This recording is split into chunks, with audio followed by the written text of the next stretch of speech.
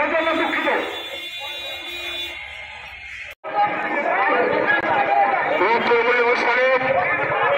আজকে ঈদের শুভেচ্ছা অভিনন্দন জানাই।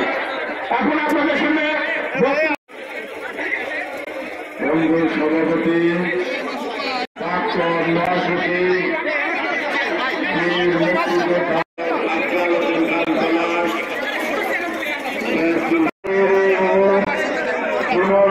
অনুষ্ঠানে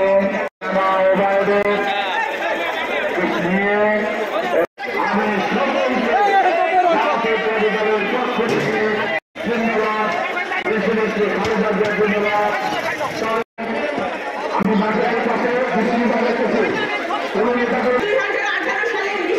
নির্বাচন হয়েছে 14 সালে 2014 সালে বিনা ভোটের নির্বাচনে যেখানে 152টাই নির্বাচিত বিনা ভোটে নির্বাচিত ছিল, সেই জঘন্য নির্বাচন আমরা দেখেছি।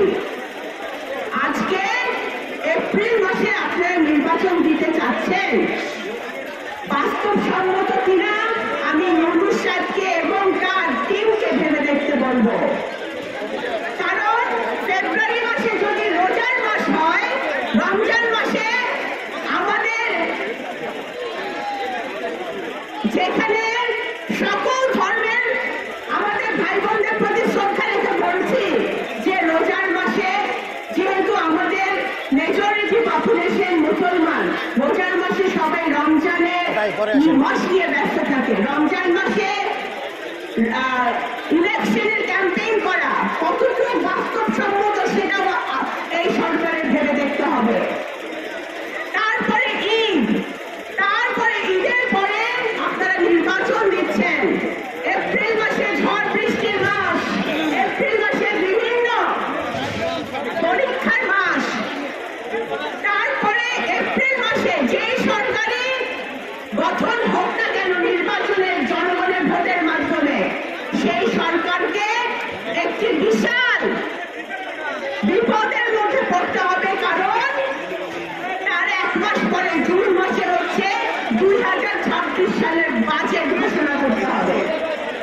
সুতরাং বিভিন্নভাবে বিভিন্ন বাস্তবসম্মত কারণে এপ্রিল মাসটা বাংলাদেশের জনগণের জন্য, ভোটারদের জন্য, রাজনৈতিক দলগুলোর জন্য, বিশেষ করে আমাদের মা বোনদের জন্য, ভোটারদের জন্য, ইয়াং জেনারেশনের জন্য এটা সমীচীন হবে কিনা সেটা এই অন্তর্বর্তীকালীন সরকারের আবার ভাবতে হবে।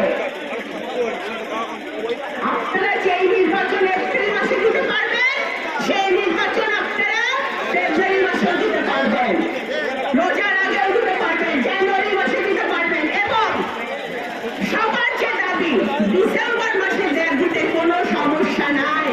কারণ জুলাই মাসের 25 তারিখের মধ্যে আপনারা জুলাই সনদ দিবেন, বিএনপি তাতে কোনো সমস্যা নাই, বিএনপি তাতে কোনো মন্তব্য করে নাই।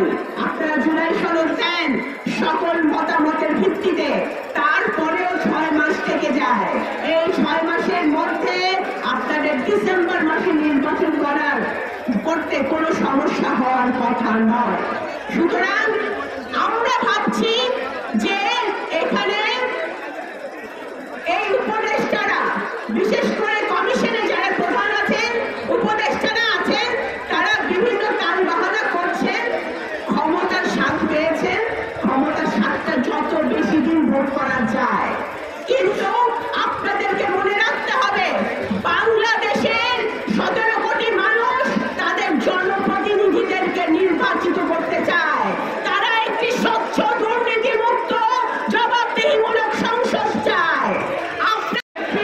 আপনারা আবারও বিবেচনা করবেন, ডিসেম্বর মাসে দেওয়া যায় নাকি সেটাই আমাদের হবে উপযুক্ত এবং সবার জন্য একটি কাম্য সময়। এই কথা বলে আমি বক্তব্য শেষ করছি। আল্লাহ মাফ করে দিন। ওয়া সালামুন আলাল মুরসালিন।